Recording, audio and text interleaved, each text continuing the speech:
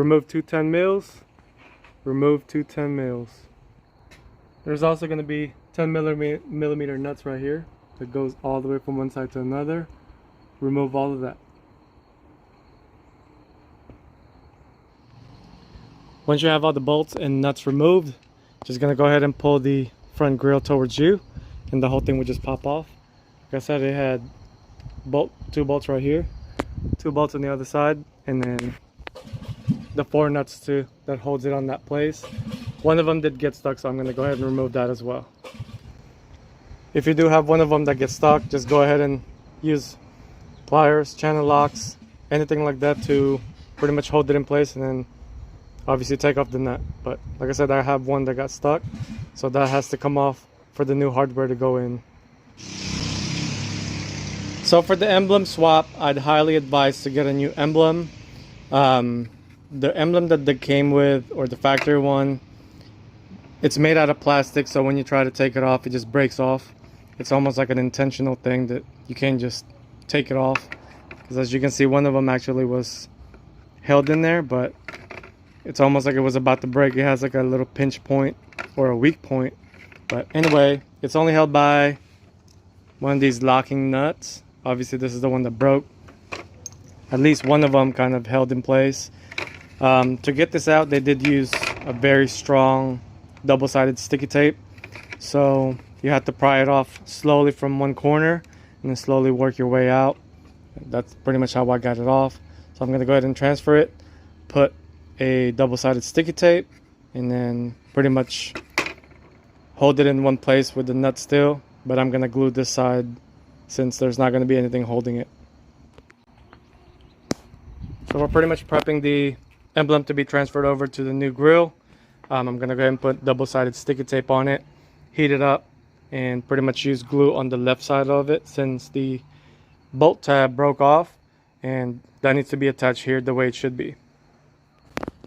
Got the new emblem transferred, put a double-sided tape on the mating surface, so I'm going to go ahead and transfer over the one nut on one side and then see what I can do on the other side. The hardware is going to come with screws, 8 screws. It's going to hold this bracket in place along with the washer, but make sure you don't tighten it yet until you mount everything so you can kind of adjust it. I already did the other side, ran the wire kind of underneath it for a cleaner look. So let's go ahead and mount it and see what it looks like. Got the wiring all done. I would suggest to have it not equal length type of connectors, or the wiring harness itself. Just kind of stagger them, that way it doesn't bundle up like this, so it's not so much of a pain running. But this is how I did it for now. This is how it was sent, so I got to work with what I got. So when you get everything mounted, make sure you tighten all these nuts first, and then tighten the 2 10 mils. Lastly, tighten the screws right here. That way everything is not going to be so tight. So here's all the wiring kind of tucked in. I did notice it's a little bit close to the metal, so it would have been nice for the light to be a little bit lower, but it's not going to cause any issues or anything like that. But I ran the wire right here on the side, tucked it in into the insulation in between. You can pop this or slide it in. Put a zip tie right here, and the wire is a little bit short to reach the parking lot, so I had to extend it. So it being a little bit longer, 3 or 4 feet longer, would have been nice. That way I don't have to extend it, but if you have a couple of feet of wire, it's not too bad. So we're gonna go ahead and tap it into the parking lot, and then we should be all done. So I got everything loomed up. I ran the wire underneath the reservoir tank. It's loose right now, but I did have to extend it. You're gonna want to tap it into the parking light signal, which the harness is right here.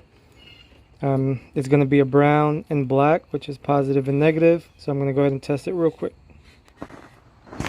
So to tap it into the parking light, the brown is the positive, obviously the black is ground, so go ahead and tap it in, seal it, and then pretty much done. So here's all the wiring, what it looks like. Ran it underneath, zip tied all the way to the parking light. Also make sure that this doesn't get pinched when you put it down. You want it to bend like that, that way it doesn't pull tug on it or break it apart. Here's with the grill. Once it's installed, it looks pretty good. So I'm gonna go ahead and turn on the parking light real quick to show.